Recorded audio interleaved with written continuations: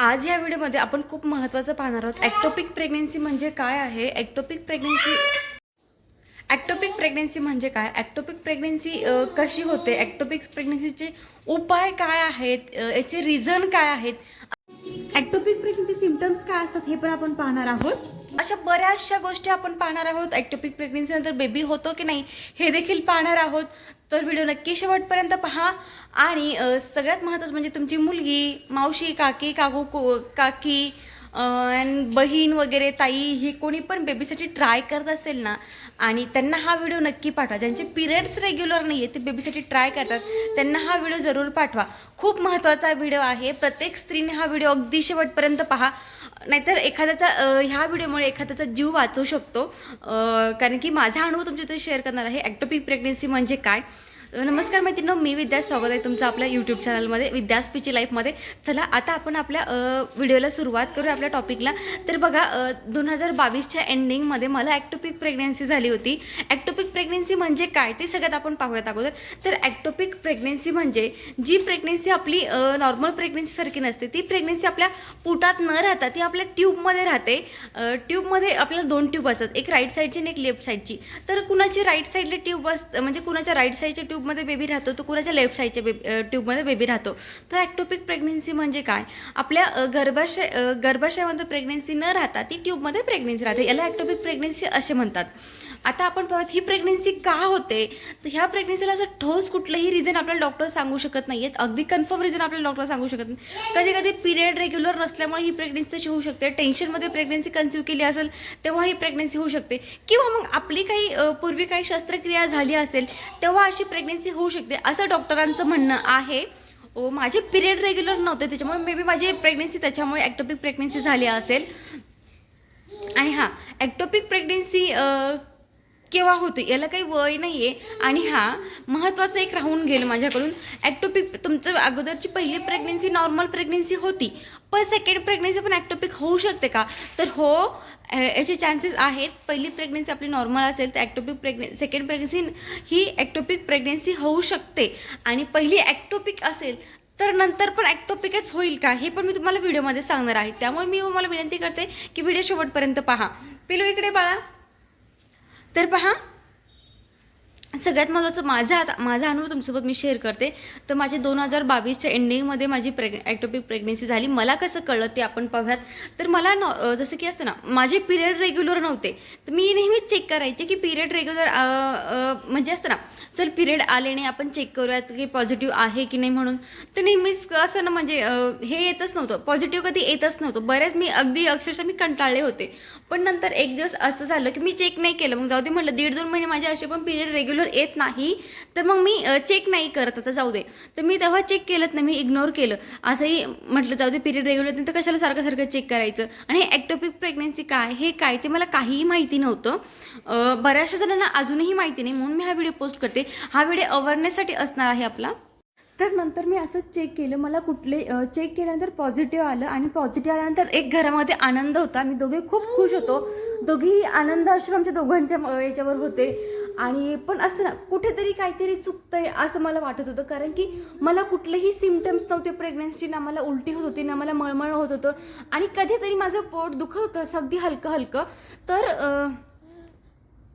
तर मला असं वाटायचं की पोट ठीक आहे, दुखत असतं पोट नेहमी, असं थोडंफार काहीतरी दुखत असतं ना. त्याच्यामुळे मी काही ते इग्नोर केलं मी की ठीक आहे, दुखत असेल पोट बाबा आपलं असंच कधीतरी, किंवा पिरियड वगैरे येत असतील म्हणून पोट दुखत असेल असं माझं होतं. पण तेव्हा कुठेतरी ना आम्हाला डाऊट आला दोघांना पण, की जेव्हा मी चेक केल्यानंतर की प्रेग्नन्सी आहे. आता एवढे महिने झाले पिरियड आले म्हणजे तेव्हापासून प्रेग्नन्सी असेल. पण मला उलट्या होत नाही आहेत. जास्त आपण मोठ्या माणसांकडून, मोठ्या व्यक्तीकडून घरातल्या ऐकत असतो की प्रेग्नन्सीमध्ये उलट्या होत असतात, मळमळ होते, काही खायची इच्छा होत नसते, किंवा मग काहीतरी खावंसंच वाटत असतं, असं होत असतं. तर तसं मला काहीच होत नव्हतं. 2-2.5 महिने झाले तरी मला पिरियड आले नाही आहेत आणि प्रेग्नन्सी पॉझिटिव्ह आली आहे. म्हणजे काय नेमकं मी समजायचं मला कळतच नव्हतं. दोघांच्याही मनात धाकधूक होतं, आनंदाश्रू पण होते. पण कुठेतरी असं ना, आपलं शरीरनं आपल्याला संकेत देत असतं की पण ते आपण ओळखायला आले पाहिजेत. ते मला ओळखायला नाही आणि इथे मी मूर्खपणा केला. खरंच ते मी ओळखायला पाहिजे असते. जसं की चेक केल्यानंतर मी डॉक्टरांकडे गेले, त्या डॉक्टरांनी मला जे फॅमिली डॉक्टर होते आमचे, ते म्हणे की गायनेकॉलॉजिस्टकडे तू जा. गायनेकॉलॉजिस्टकडे गेल्यानंतर त्यांनी माझी सोनोग्राफी केली. सोनोग्राफी केल्यानंतर मग त्यांनी मला दुसऱ्या ते म्हणे की जी पहिली सोनोग्राफी झाली त्यामध्ये बाळ दिसत नव्हतं.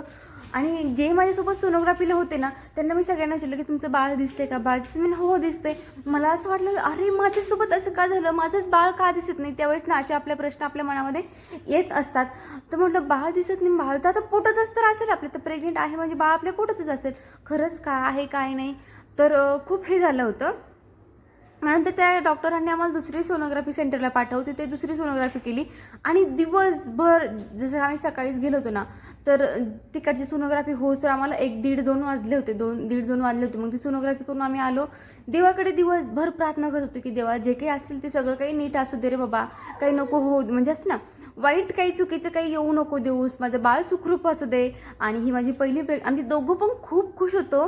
पण असं ना खुश होतं पण आम्ही रडत पण होतो, कारण की कुठेतरी आपल्याला डाऊट होता आमच्या मनामध्ये. शरीर संकेत देत असतं पण ते आपल्याला ओळखता नाही आले, मला ओळखता नाही आले ते. असो त्यानंतर ते दिवसभर देवाकडे प्रार्थना करत होते. पण नंतर काय जे व्हायचं तेच झालं होतं. तो रिपोर्ट आला आणि 6 वाजता काही ते 6-7 वाजता तो रिपोर्ट आला. मग तो रिपोर्ट घेऊन आम्ही त्या डॉक्टरांकडे गेलो, गायनेकॉलॉजिस्टकडे माझ्या. त्यांनी सांगितलं की बाळ पोटात नाही आहे. अक्षरशः माझ्यासमोरच त्यांनी सांगितलं. मी आणि माझी मम्मीच होतो. तर दोघींना पण असं होतं की काय बाळ पोटात नाही, प्रेग्नेंट तर आहे पण बाळ पोटात नाही, तर मग कुठे बाळ नेमकं, असं होतं आमचं. आणि कारण की दूरपर्यंत ॲक्टोपिक प्रेग्नेन्सी हा शब्द माझ्या मम्मीने ऐकला नव्हता तिच्या आयुष्यात, किंवा मी सुद्धा ऐकला नव्हता. दूरच्या नातेवाईकांमध्ये, जवळच्या नातेवाईकांना असं कधीच झालं नव्हतं की ॲक्टोपिक प्रेग्नेन्सी राहिली आहे असं वगैरे. ही पहिल्यांदाच आम्ही ऐकत होतो. नंतर डॉक्टरांनी विचारलं की आता काय करायचं, तर डॉक्टर म्हटली, माझ्यापेक्षा माझी मम्मी जास्त खचून गेली होती. मी तर खचून गेले होते पण मम्मी पण खूप जास्त खचून गेली होती. त्यांचं असं म्हणणं होतं की तुला सर्जरी करावं लागेल. बापरे, सर्जरी म्हटलं की मला म्हणजे तिथे आम्ही दोघीही पण रडायला लागलो होतो, मी पण आणि माझी मम्मी पण.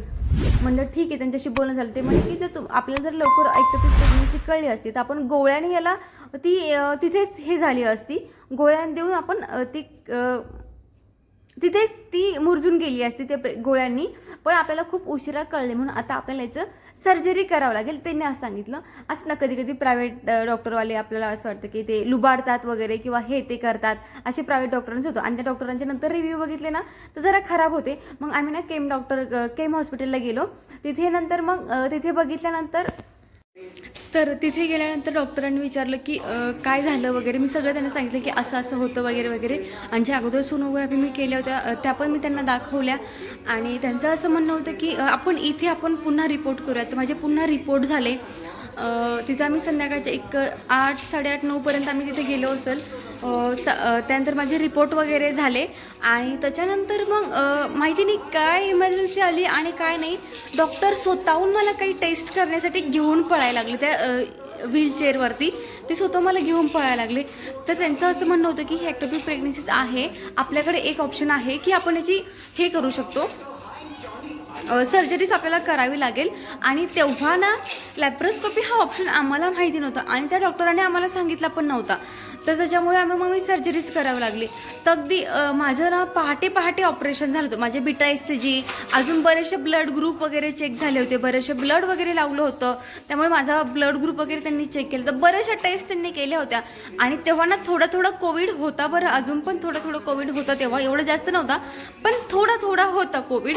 लॉकडाऊन वगैरे असं काहीच नव्हतं तेव्हा, लॉकडाऊन नव्हतं पण तेव्हा कोविड होता.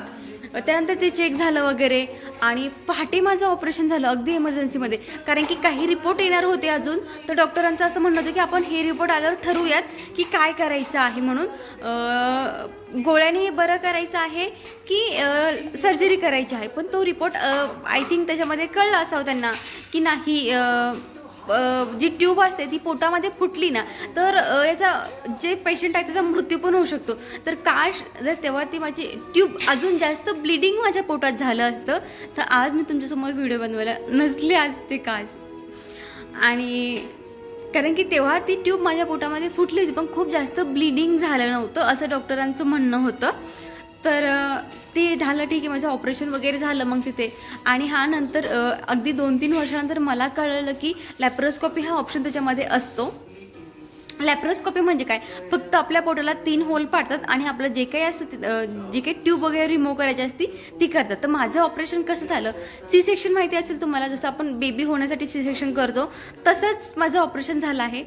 माझा एक अवयवाचा पार्ट गेला आणि माझं बाळ, ते पार्ट जाऊ द्या गेला तर गेला, पण माझं पहिलं बाळ गेलं याचं मला खूप दुःख होतं. याचं मला खूप जास्त दुःख होतं. मला अजून पण आठवतं ते की आपण किती स्वप्न पाहतो ना की माझं पहिलं बाळ वगैरे हे ते असं. तर मी कधीच आजारी यायची, लग्नाच्या अगोदर कधीच मी आजारी पडली नव्हते, कधी काहीच नव्हतं. आणि माझ्यासोबत असं झालं हे मला पचतच नव्हतं.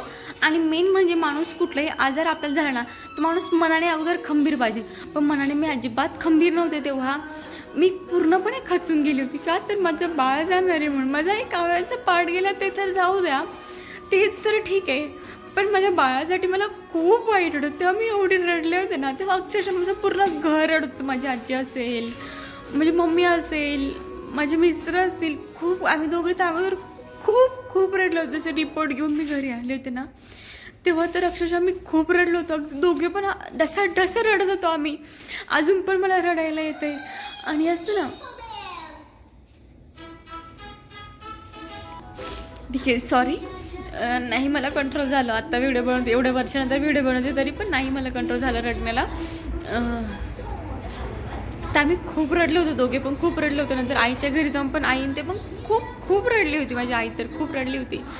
आणि त्यानंतर मग कसं तरी हॉस्पिटलला ते ऑपरेशन वगैरे झालं माझं, बिटायसिस वगैरे झालं. आणि काश तेव्हा असं वाटलं तर मला हे झालं असतं, तर लॅप्रोस्कॉपी झाली असती तर माझं एवढं मोठं पोट मला फाडावं नसतं लागलं.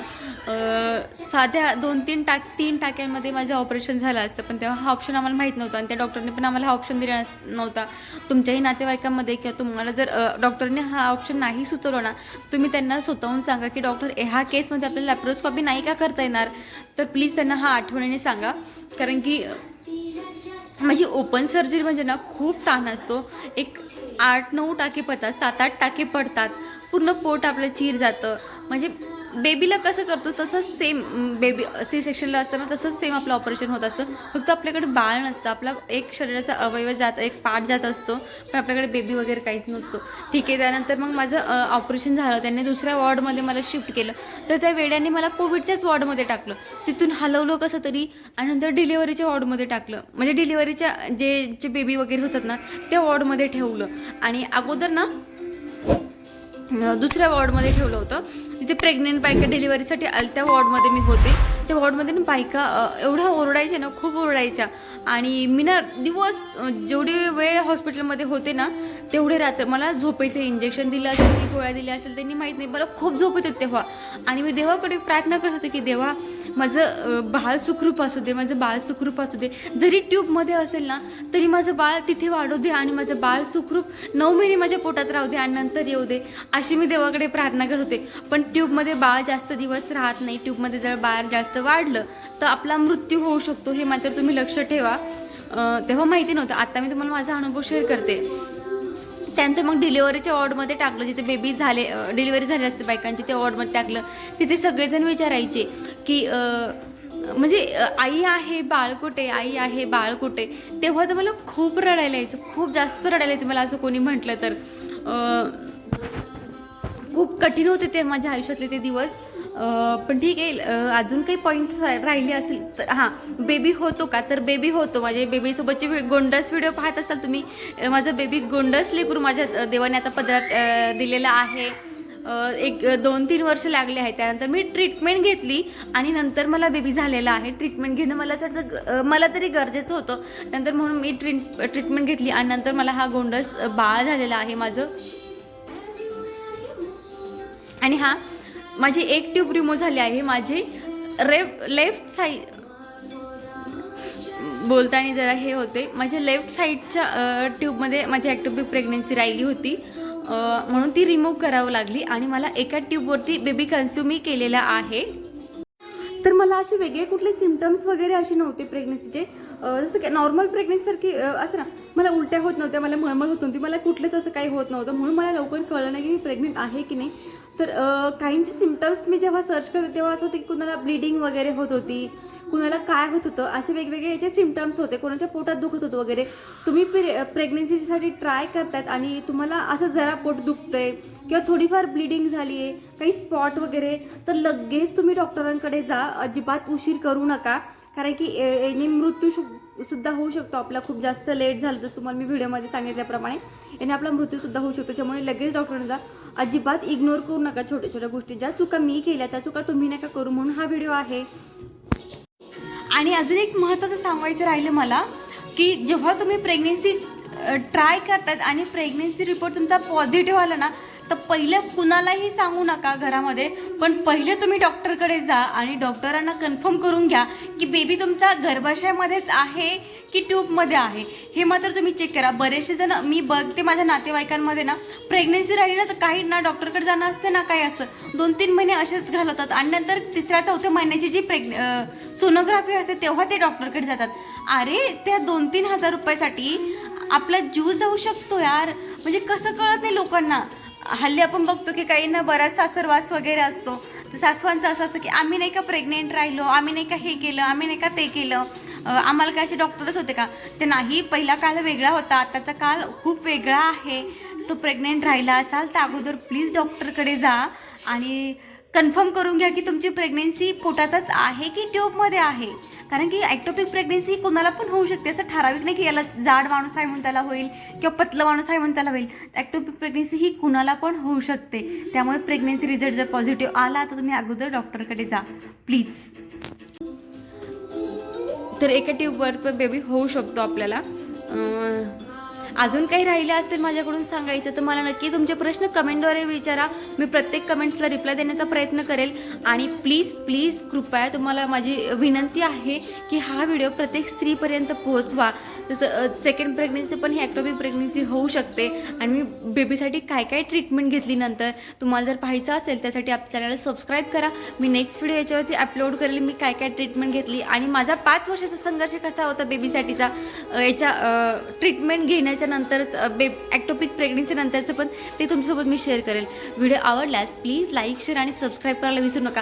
असेच माझा 5 वर्षाचा प्रतीक्षेनंतर मी बेबी कसा कन्सीव्ह केलेला आहे हे तुमच्यासोबत मी नक्की शेअर करेल. चला भेटूयात नेक्स्ट व्हिडिओमध्ये. बाय. आणि हा ज्यांना बेबी होत नसेल ना त्यांना हा व्हिडिओ जरूर पाठवा, कारण की मी माझी स्टोरी इथे शेअर करत राहणार आहे.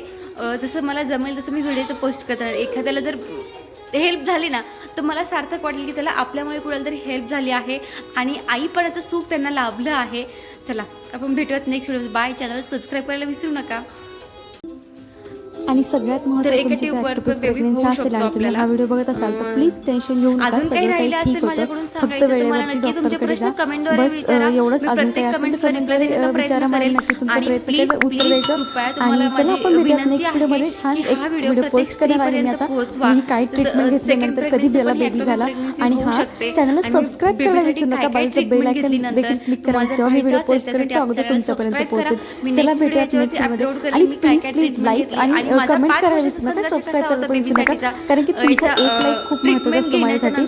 आणि माझी स्टोरी मी शेअर करेल तर जास्त लोकांपर्यंत पोहोचेल आणि एखाद्या आईला सुख लाभलं ना आई होण्याचं तर खूप सार्थक वाटेल माझ्या ह्या छोट्याशा व्हिडिओमध्ये. चला भेटूयात नेक्स्ट व्हिडिओमध्ये. बाय. टेन्शन घेऊ नका. टेन्शन फ्री राहा. सगळं काही ठीक होईल. ॲक्टोपिक प्रेग्नन्सी असेल तरी. बेबी होत नसेल त्यांना हा व्हिडिओ जरूर